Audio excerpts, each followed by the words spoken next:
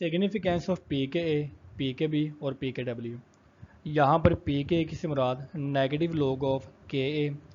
KA means the dissociation constant for the acid. जब हम किसी एसिड को वाटर में डिसॉल्व करते हैं तो उसका जो इक्विलिब्रियम कांस्टेंट है वो KA है, और अगर हम उसका नेगेटिव लॉग लें तो वो PKA बन जाएगा। इसी तरह PKB किसी जो बेस है उसका नेगेटिव लॉग है, और KW किसी वाटर की जो ऑटो आयनाइजेशन होती है उसके कांस्टेंट का नेगेटिव लॉग होता है। तो PH, PKA, PKB, ठीक है, KA या KB are used in chemistry to describe how acidic और बेसिक ए सोल्यूशन इज़, कि हमारा जो सोल्यूशन हमारे सामने मौजूद है उसकी स्ट्रेंथ को जानने के लिए हमारे पास कुछ इंडिकेटर होने चाहिए, और इसकी स्ट्रेंथ को जानने के लिए हमारे पास जो इंडिकेटर हैं वो ये वाले कॉन्स्टेंट्स होते हैं। And to guard the strength of acid and base, तो उसको ये मेजर भी करते हैं कि वो कितना स्ट्रॉन्ग एसिड या बेस होता है। तो इन सभी में से जो पीएच स्केल है, it is the most familiar measure of the acidity and basicity. आया कि हम दूसरों को भी यूज़ कर सकते हैं, लेकिन जो मोस्ट इंपॉर्टेंट है वो पीएच स्केल ही होता है, जिसमें हम H+ आयन की कंसनट्रेशन को मेजर करके किसी एसिड की स्ट्रेंथ को मेजर करते हैं। लेकिन इसके अलावा PKA, KB और कुछ इस तरह के जो दूसरे कंपोनेंट हैं, हम उसको जो बेसिकली उनके जो रिएक्शंस हैं और उनके एसिड और बेस की स्ट्रेंथ को मेजर करने के लिए भी मेजर कर सकते हैं, और हम इनको प्रिडिक्ट भी कर सकते हैं। तो सभी का केमिस्ट्री में अपना अपना यूज़ होता है।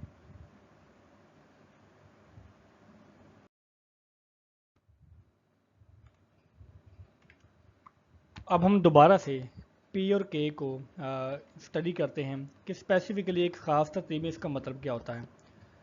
तो एसिड बेस केमिस्ट्री में जब भी आप कहीं पर P को लिखा हुआ देखें, ठीक है, तो इसका मतलब ये है कि पावर, या हम इसको पोटेंशियल का नाम भी दे सकते हैं, ठीक है। सो PH इसका मतलब ये है कि पावर ऑफ हाइड्रोजन, या दूसरे अल्फाज में potential of hydrogen, where the H is the element symbol. तो एच हमारे पास जो कोई भी दूसरा पार्ट है वो किसी एलिमेंट का सिंबल होता है, और अगर हम इसके साथ कोई P लगाएं, ठीक है, तो इसका दूसरा मतलब होता है नेगेटिव ऑफ द लॉग। तो P के जो मैथमेटिकल डिस्क्रिप्शन है वो नेगेटिव लॉग होता है, जो कि बेसिकली पावर या पोटेंशियल को शो करता है कि किसी खास एलिमेंट को। सो pH is the negative log of hydrogen ions concentration, while pKa is the negative log of the Ka value, ठीक है। तो दो कैपिटल लेटर हैं K, they stand for a constant, ठीक है। In this case it refers to the equilibrium constant. तो इस equation में अगर हमारे पास PKa है या KB है तो वो इक्विलिब्रियम कांस्टेंट को शो करेगा, और इनके साथ छोटा सा हमारे पास एक टर्म है जैसे कि स्मॉल ए या स्मॉल बी, तो वो बेसिकली स्टैंड करते हैं एसिड और बेस के लिए रिस्पेक्टिवली, और जो W है ये वाटर के लिए फॉर्म करेगा। Now pH definition and formula. तो अगर हम प्रॉपर डेफिनेशन को डिफाइन करें तो pH is the measure of hydrogen and concentration H+ which in turn is a गाज ऑफ हाउ एसिडिक और basic chemical solution is.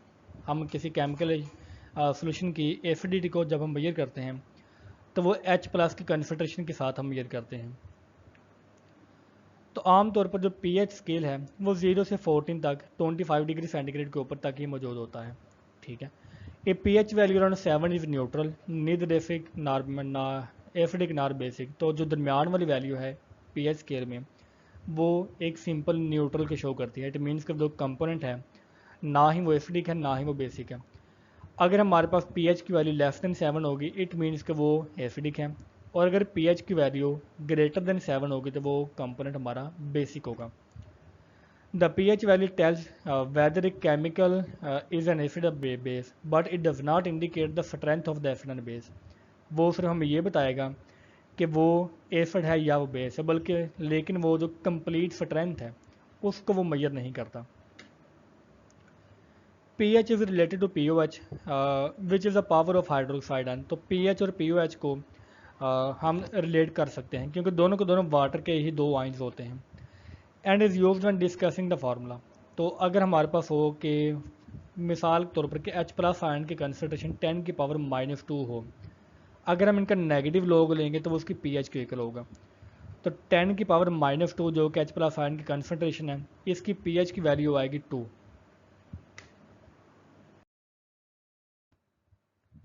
Moving further, जैसा कि हमें मालूम है कि pH और POH इन दोनों का जो सम है वो 14 के इक्वल होता है। तो अगर हमारे पास pH 2 है तो हम pH की वैल्यू को कैलकुलेट कर सकते हैं, जो कि सिंपल मैथ के ज़रिए 12 वैल्यू आती है। तो बेसिकली हम pH और POH को आपस में रिलेट भी कर सकते हैं। तो जो pKa है, pKb, Ka और Kb are all equilibrium constant.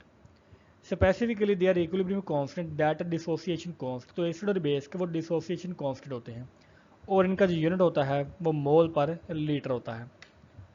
Just as pH and POH are related to one another, if you know one dissociation constant you can solve for the other। तो जैसे यहाँ पर pH plus POH is equal 14 होता है, तो हमारे पास equation जैसे कि हम इसको स्टडी भी कर चुके हैं कि हमारा जो pKa है, ठीक है, प्लस हमारे पास जो Kb है, इनका जो सम होगा वो बेसिकली pKw को शो करता है। ठीक है, यहाँ पर Pk एसिड को शो करता है, Pkb हमारी बेस को शो करेगा और Pkw 14 को शो कर रहा है। तो ये हमारे पास सिंपल रिलेशन होते हैं एसिड और बेस के। और एसिड यहाँ पर Pk है या दूसरे फाज में PH होती है, और बेस हमारे पास Pkb है या जिसको हम POH का नाम भी दे सकते हैं।